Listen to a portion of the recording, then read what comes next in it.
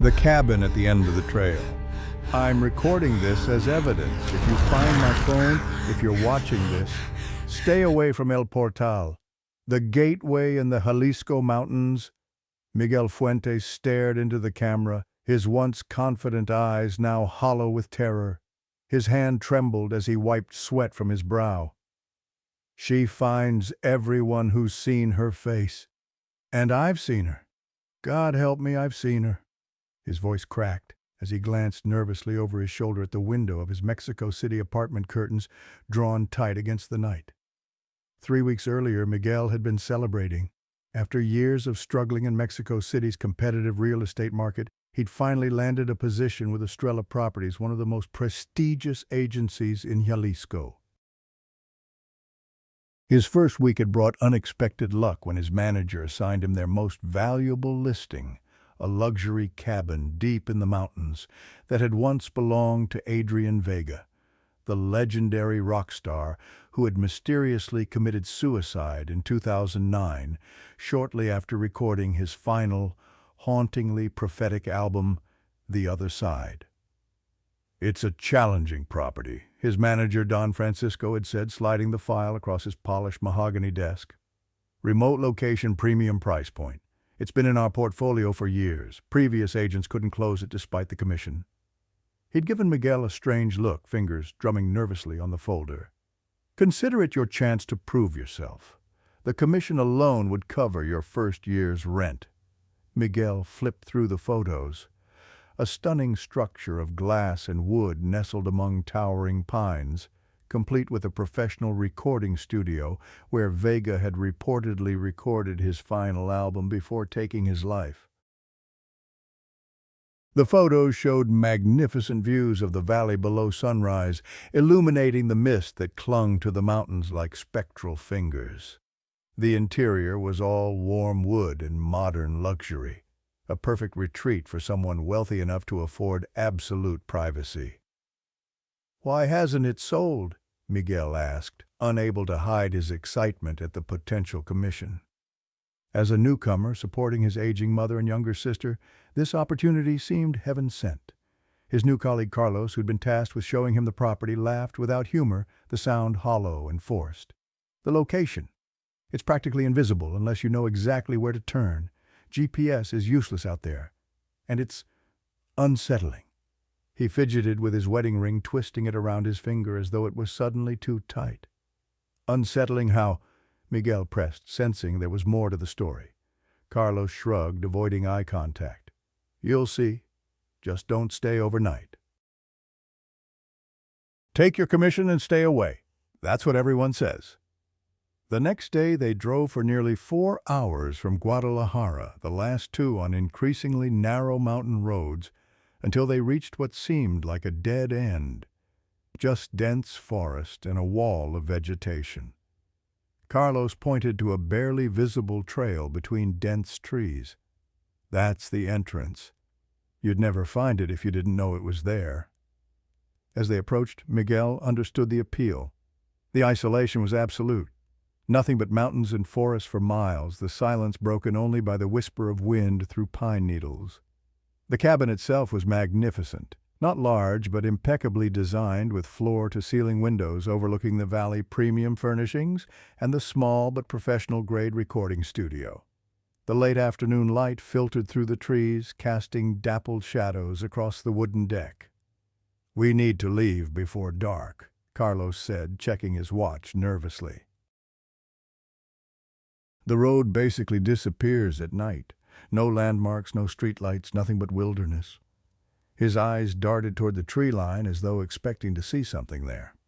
After a thorough inspection, they identified several repairs needed before showing it to clients. A leak in the master bathroom, some electrical issues in the kitchen, and maintenance for the generator that powered the entire property. The contractor estimated 2 days of work. "I can't drive back and forth," Miguel decided, calculating the wasted hours and fuel costs. "I'll stay the first night to oversee the repairs. It makes the most business sense." He was already thinking about the glowing report he would deliver to Don Francisco, proving his dedication. Carlos looked at him like he'd suggested swimming with sharks. Your funeral, amigo. Just remember I warned you. He jangled his keys anxiously. Let's go. I want to be off this mountain before sunset. The contractors arrived early the next morning in 2 pickup trucks loaded with supplies. Miguel noticed how their expressions changed as they approached the cabin, excitement fading into unease, their jokes and banter dying away as they stepped onto the property. They worked quickly, almost frantically, checking their watches regularly. "We need to finish before sunset," the foreman kept saying, urging his crew to work faster. Their urgency confused Miguel, who initially attributed it to wanting to avoid driving the treacherous mountain road in darkness. By 7, it was clear they wouldn't complete everything. "We'll come back tomorrow," the foreman said, already packing up his movements hurried and jerky. "You really staying here alone?" Miguel nodded confidently, trying to project an assurance he was beginning to question. "It's peaceful. I've got food, the generator works. I'll get some work done in the quiet." He patted his laptop bag. Plenty of property listings to update. The workers exchanged glances but said nothing more before driving away, the sound of their engines fading quickly, leaving Miguel truly alone for the first time in the mountains. The silence that followed was absolute, pressing against his eardrums like cotton wool. As twilight settled, he sat on the wooden deck with a plate of dinner, admiring the spectacular view. Rolling mountains stretching to the horizon, bathed in the golden-pink light of sunset. The silence was profound. No insects, no birds, not a single sound of nature. The realization struck him suddenly he hadn't seen any wildlife since turning off the main road. No squirrels, no birds, not even flies. In a forest this dense, the absence was unnatural, disturbing. The nearly full moon cast an eerie glow over the forest as darkness fell, completely transforming the friendly pines into looming sentinels. That's when Miguel saw it, a pale face among the trees watching him. A woman's face, impossibly white against the shadows, just staring, unblinking, from between 2 trunks about 30 yards from the cabin. "Hello?" Miguel called, rising from his chair, wine glass forgotten on the table. "Can I help you? Are you lost?" His voice sounded small and ineffectual in the vast silence. The face remained motionless, features indistinct, except for the penetrating darkness where eyes should be. Miguel took a few steps toward the trees, squinting to see better in the moonlight. He told himself it was just pareidolia, the brain's tendency to see faces in random patterns, like seeing shapes in clouds. But as he approached, the face seemed to withdraw deeper into the darkness, melting away between the trees. Finding nothing, Miguel returned to the cabin, locking the door behind him with trembling fingers. The silence felt oppressive now, so complete he could hear his own heartbeat, the blood rushing in his ears. He retreated to the studio, the room furthest from the forest, and tried to focus on paperwork, the familiar task of updating property details and preparing marketing materials. The lights began to flicker, the gentle hum of the generator faltering. The generator must be running low on fuel, he reasoned, forcing himself to think practically. When Miguel opened the door to check, he heard it, a high-pitched laugh echoing from the trees. The sound was unmistakably female, yet wrong somehow. Too high, too unnatural, like broken glass in a blender.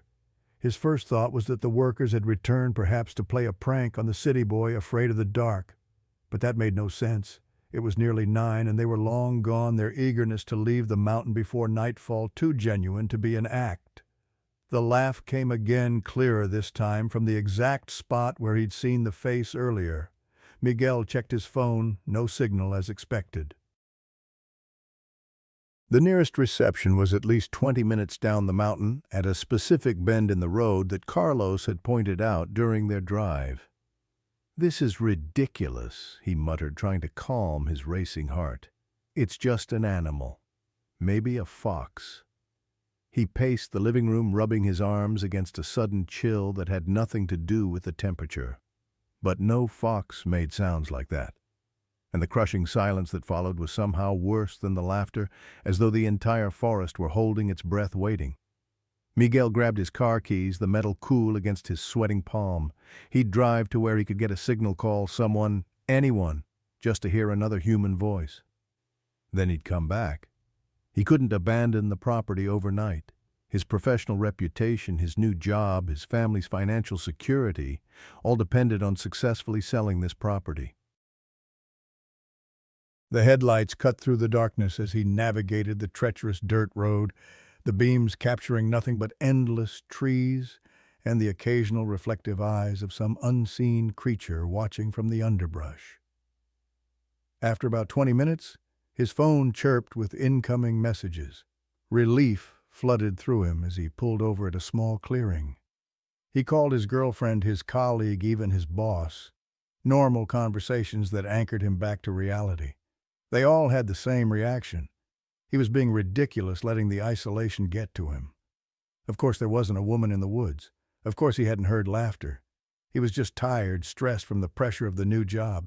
It was the unfamiliar setting playing tricks on his mind. "You've always had an overactive imagination, Miguel," his girlfriend chided gently. "Remember when you thought someone was following you home last year? It was just that poor old man who lived in the same building." Feeling foolish but calmer, Miguel drove back to the cabin, his headlights briefly illuminating what looked like movement among the trees, fleeting shadows that disappeared when he tried to focus on them. Just animals, he told himself, just his imagination, working overtime. The rational explanations comforted him as he navigated the last stretch of road. But when he arrived, the front door stood wide open. All the lights were off. "Hello?" he called, hesitating at the entrance, car keys clutched between his knuckles as a makeshift weapon. He was certain he'd locked the door when he left. He flicked the light switch. Nothing. The generator had indeed run out of fuel. Flashlight in hand, Miguel searched room by room, finding nothing out of place. No sign of intrusion except for the open door. Perhaps he hadn't closed it properly and the wind had blown it open. Perhaps the lights had simply gone out because of the generator.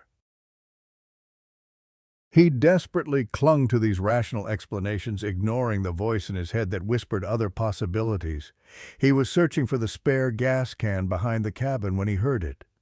Footsteps inside the house. Unmistakable, deliberate footsteps moving across the wooden floor. The slow, measured pace of someone in no hurry, exploring at leisure. Miguel froze, even pinched himself to make sure he wasn't dreaming. The footsteps continued, moving toward the front door. He crouched low, circling around to the side of the cabin, trying to stay out of sight from the windows. His breathing came in short, panicked gasps that he struggled to silence. He heard the footsteps reach the porch, then descend the gravel steps. Terror gripped him as he realized the unknown visitor was now outside, potentially just meters away. With no better option, Miguel rolled under the cabin into the crawl space, pressing himself against the cool earth spiders and other creatures forgotten in his desperate need to hide. The footsteps crunched on the gravel, circling the entire cabin with that same unhurried pace. Miguel held his breath, afraid even the slightest sound would give away his position. After what seemed like an eternity, the footsteps faded, but he remained frozen in place, paralyzed by fear. He waited another 30 minutes before daring to emerge, covered in dirt and trembling with adrenaline. He checked his car, untouched. He secured the doors and windows of the cabin, refilled the generator, and restored power. The familiar hum of electricity and the warm glow of the lights provided an illusion of normality, of safety. "It's nothing," he whispered to himself, voice hoarse. "Just my imagination. Just the stress." He washed his face with cold water, the shock of it helping to clear his mind. But he couldn't make himself believe it. Every creak of the cabin's wood, every whisper of wind through the trees outside set his nerves jangling. He decided to stay awake until dawn, when the workers would return. He made coffee strong and black and tried to distract himself with work on his laptop. As the hours dragged on, exhaustion began to overtake him, his eyelids growing heavy despite the caffeine and fear. Around 3 a.m., he thought perhaps he could rest in the studio, the only room without windows where he might feel marginally safer. He gathered water, a blanket, and a pillow, then dropped his glass when the car alarm suddenly blared to life outside, the piercing wail shattering the silence. Heart pounding, Miguel peered through the window. In the flashing lights of the car, he saw a figure running toward the trees, a woman in a white robe or dress. But something was horribly wrong with the way she moved. Her knees bent backward like a dog's hind legs, an impossible, inhuman gait that sent ice through his veins. Miguel let the alarm blare until it shut off automatically. He sat with his back against the door, too terrified to move, let alone sleep. The image of the woman's unnatural movement replayed in his mind, defying every attempt at rational explanation. He remained there until the first rays of sunlight pierced the forest, and he heard the blessed sound of truck engines approaching. One of the local workers noticed his exhausted appearance, the dark circles under his eyes, the pallor of his skin, the slight tremor in his hands, and said matter-of-factly, "As long as you stay alone here, you won't sleep." There was no surprise in his voice, only resignation, as if Miguel's experience was expected, perhaps even inevitable. During lunch, Miguel couldn't hold back.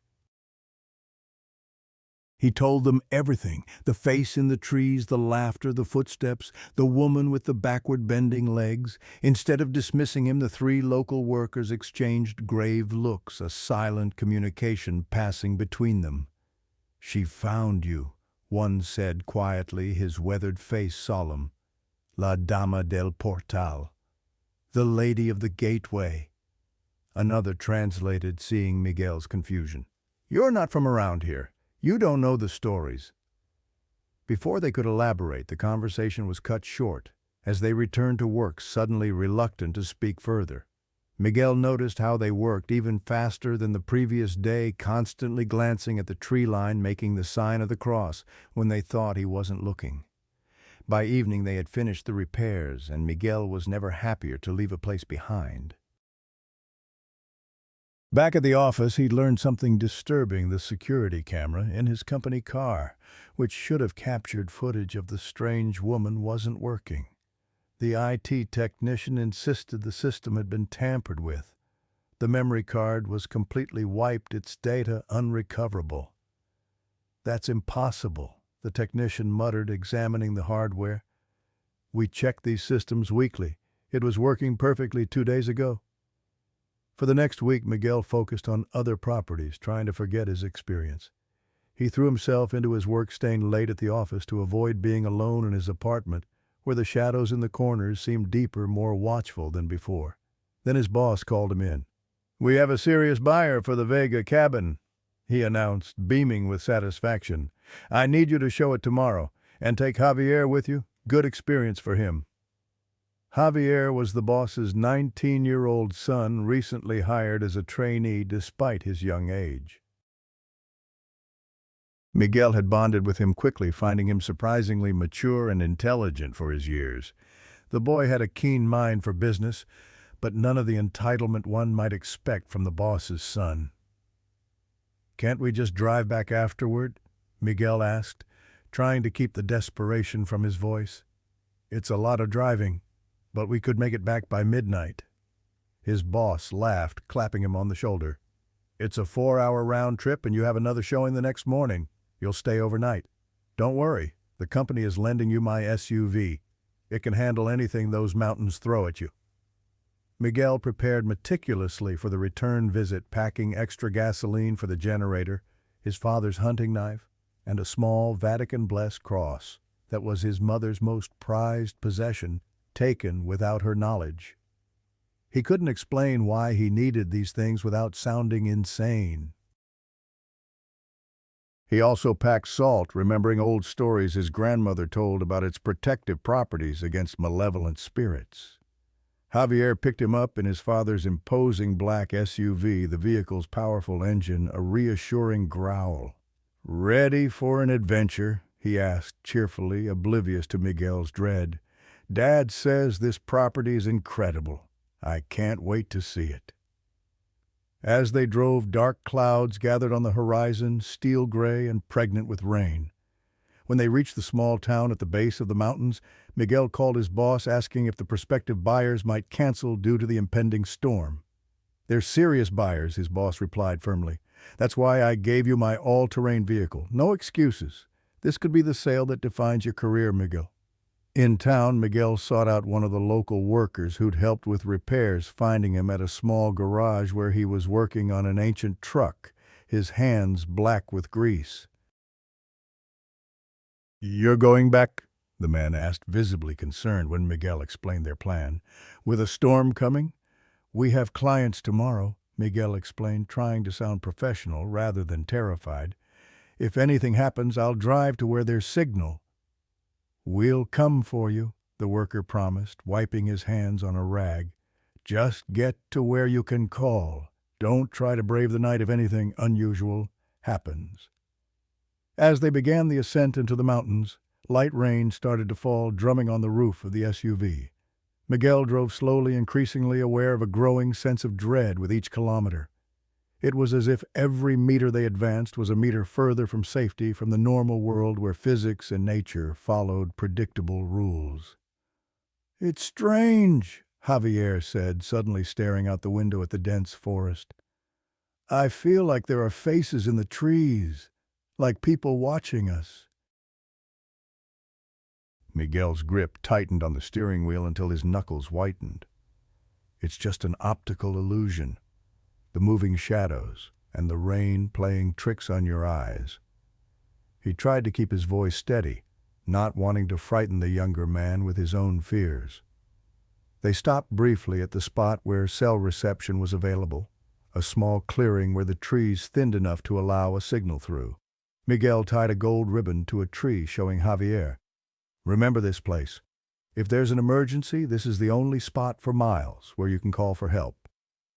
When they finally reached the cabin, both men felt it immediately upon approaching the porch. An invisible pressure, a wrongness in the air that made the hair on their arms stand on end. "Do you feel that?" Javier whispered, stopping short of the entrance. "There's someone inside." Miguel nodded, his mouth too dry to speak. "I feel it too." They searched every inch of the cabin, but found nothing. Yet the sensation of a presence remained, like the lingering scent of perfume after someone has left a room. A watchfulness, as though the walls themselves had eyes. As the rain intensified, a vehicle approached. Not their expected clients, but two representatives, a middle-aged man who looked like an accountant with wire-rimmed glasses and a nervous demeanor, and a petite young woman with a commanding presence despite her small stature. They explained they worked for the owner of a regional convenience store chain who was interested in the property. "Our employer sends his apologies for not coming personally," the woman said, her voice oddly flat. "He trusts our judgment completely."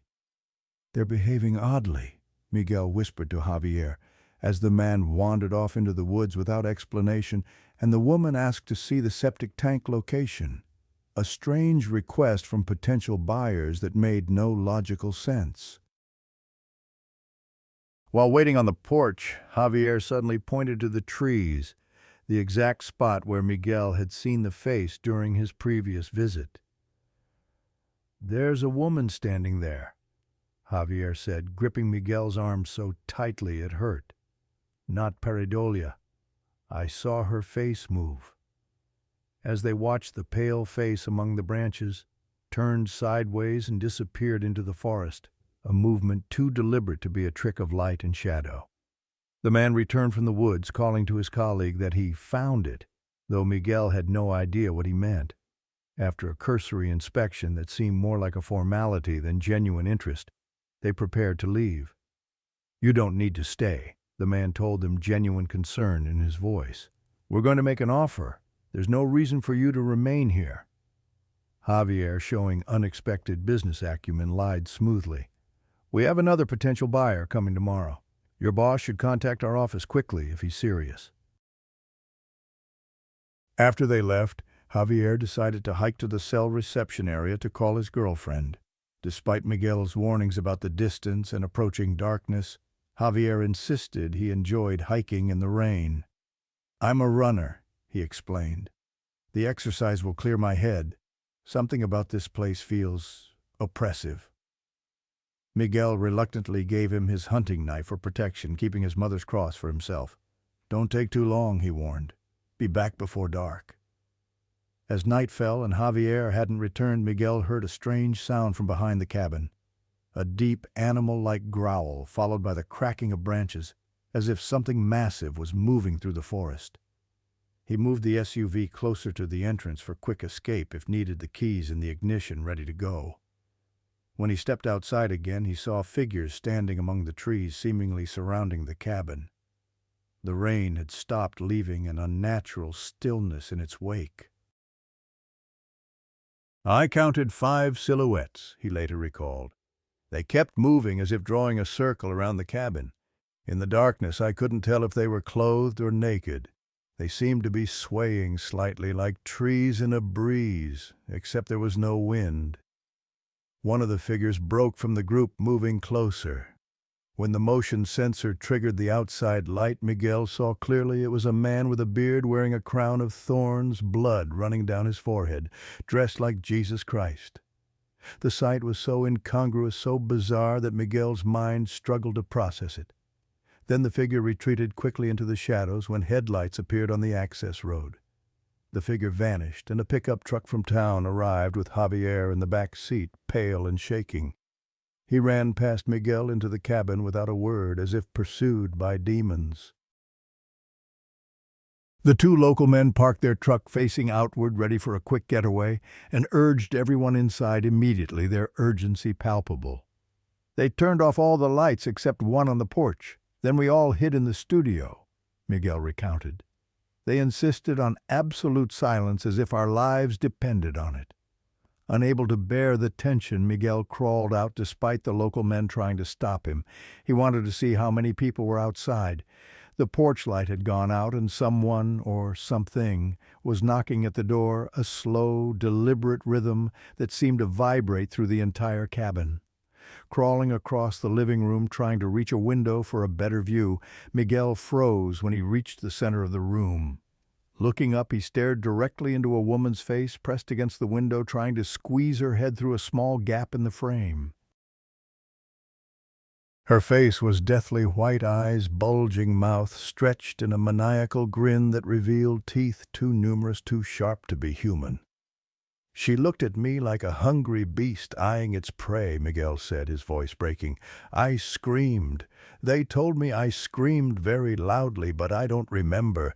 I only remember clawing my way back to the studio, fingernails, broken hands, splintered from the wooden floor. I think I lost consciousness briefly. When I came to, they were all huddled around me, looking as terrified as I felt. About an hour later, one of the local men ventured out and returned with news that they could emerge. 'They're gone,' he said, simply, though his trembling hands belied his calm words. From the window they could see figures moving into the forest with bizarre slowness, taking several seconds for each step as if moving through molasses. Among them, Miguel recognized a woman wearing a black and gold robe resembling the Virgin of Guadalupe, the figure he'd seen by his car on his first visit. "The mockery of sacred figures," one of the workers whispered, crossing himself. "It's how they lure people in, corrupting what people trust most." Suddenly, a sound echoed from the distance, a keening, high-pitched wail that seemed to come from everywhere and nowhere at once. "Javier Lao di Tron Doi Gam Juong." The local men pulled Miguel down as well, their faces contorted with fear. "It's her! It's her!" they repeated. Despite everything being locked tight, they all cowered under the bed like frightened children, primal terror overriding any semblance of adult dignity. "Javier had fainted," Miguel recalled. "I don't know how I remained conscious. The presence of whatever it was created a terrible feeling like the air was being sucked from your lungs." Then they heard a cry. Not human, not any animal Miguel had ever heard. It contained unimaginable pain and rage, the sound of something ancient and malevolent given voice. Then suddenly the sound stopped, and they felt a strange relief, as if an invisible weight had been lifted. It was like you could feel her presence in your chest, and when that feeling disappeared, we knew she had gone far away. They waited until morning, deciding to proceed with the showing as planned, partly out of professional obligation and partly because daylight had restored some semblance of normal reality. At precisely 9 a.m., 2 black SUVs with heavily tinted windows arrived at the cabin. The first man to step out was short, with a military-style haircut and an intimidating demeanor. He signaled to the second vehicle, and 2 more men emerged, clearly bodyguards, their vigilant eyes scanning the surroundings, hands never far from the bulges beneath their jackets that Miguel assumed were weapons. They said they would inspect the place, Miguel recalled. When I tried to provide information about purchase options, they said everything was already arranged. One of them, the only one who showed any friendliness, asked Miguel if he knew about a famous song that had been recorded in the cabin, a track from Vega's final album that had supposedly predicted the singer's death in its cryptic lyrics. When Miguel admitted he didn't, the man's smile disappeared like a light switching off. While they talked, another guard entered the cabin, checking on Javier still sitting ashen-faced on the sofa. The man went into the studio and began stomping on the floor as if searching for something beneath the floorboards. When he returned, he smiled strangely, a knowing look in his eyes. Crazy people. If you knew how much time my boss spent here walking these hallways. He left the thought unfinished, the implication hanging in the air like a bad smell. Outside, the other guards were checking the local workers' identification, their manner suggesting they already knew who these men were. When they were satisfied, all the visitors returned to their vehicles except for the friendly guard who approached Miguel. Someone whistled from the trees, and he went to investigate. When he returned, he was holding something in his hand. "Did any of you lose this?" he asked, holding up a rosary covered in dirt. Miguel's mother's cross, looking as if it had been buried for years, the once gleaming metal now tarnished and the wood of the cross itself partially rotted. "Mine," Miguel said, reaching for it. The man smiled coldly, stepping uncomfortably close. "Be careful where you leave these things around here." His tone was pleasant, but his words carried an unmistakable threat. "You and the kid, get out of here. My boss will arrange everything for the purchase. There's cell signal back down the road. He's already called your office." As they prepared to leave, the guard called Miguel over to his window. "I'm not saying this to be difficult. Take your commission and leave this place as it is. My boss doesn't care." He removed his sunglasses, revealing bloodshot eyes rimmed with exhaustion. "If I'm telling you to leave, it's for your own good. I've spent nights here, too." Miguel stared at him, a chill running down his spine. "I spent a night alone here." The man's eyes widened, genuine shock breaking through his professional demeanor. "Son of a bitch, I've been talking to you this whole time. Get your things and get out now. We'll drive slowly so you can catch up." Miguel hurried the others to the SUV, grateful to leave. They followed the black vehicles down the mountain, but once they reached the main road, the SUVs accelerated and disappeared, leaving them alone once more.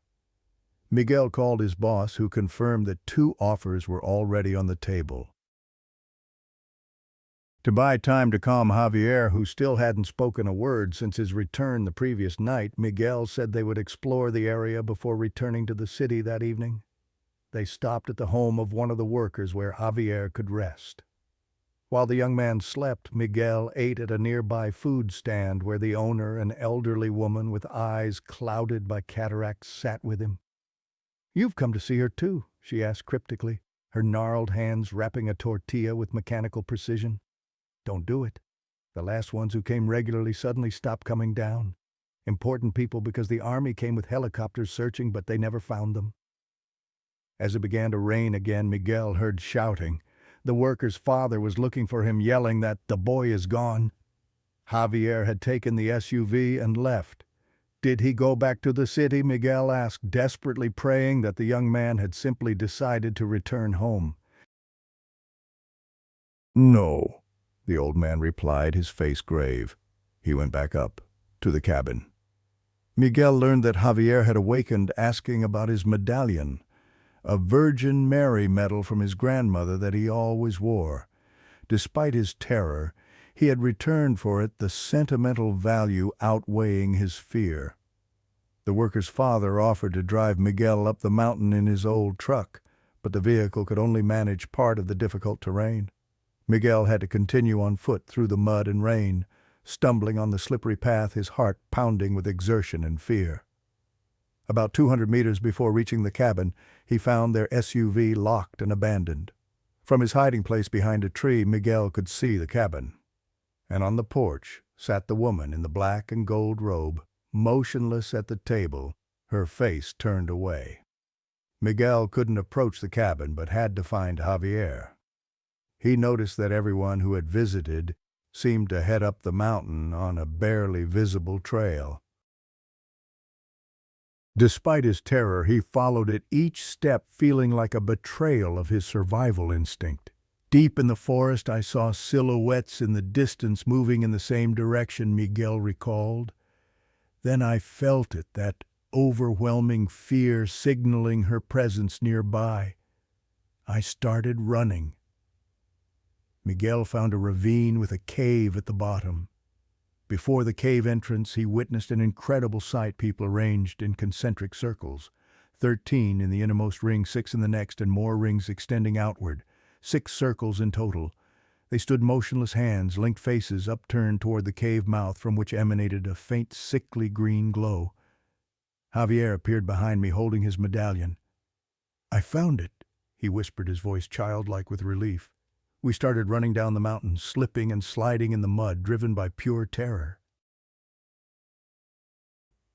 About 50 meters ahead of them, lightning illuminated the trail, revealing the woman in the robe advancing toward them, her movement unaffected by the steep, muddy terrain. In the flash, she didn't look human, Miguel shuddered. She looked like a skeleton with a thin layer of rotting skin, like a walking corpse. And her eyes, they reflected the lightning like a cat's, but red. Fortunately, the lights of an ambulance appeared. The rescue personnel helped Miguel and Javier, explaining they were the only ones who dared come to this part of the mountains after receiving a distress call from an unregistered number. "No police will come up here," a paramedic said, administering a sedative to the still trembling Javier. "The last ones who went up never came back down." When Miguel and Javier insisted they had seen people, a young paramedic hesitated, then said, "I'll tell you the truth. We don't believe in this stuff, but locals say they're all dead. People come here and never return. Their souls go through that cave, the gateway, they call it, but their bodies remain moving each night, so they're never found." 2 months later, Miguel left the company to start his own business. "I'll share more information when I can," he told the interviewer, including a photo I found on the company computer. 1 week after this interview, Miguel was found in his apartment with a single stab wound to the heart. There were no signs of forced entry. His phone contained a final text message, sent minutes before his death. "I hear her laughter outside my window. She found me." 2 days later, Javier disappeared. His car was found on the road leading to the cabin. According to local lore, La Dama del Portal never allows those who have seen her face to live beyond 3 months. She always finds them no matter how far they run. And the cabin, it remains listed, waiting for the next agent, brave or foolish enough to stay overnight. For those watching this video, especially late at night, perhaps you should check your windows. After all, now you know about her too.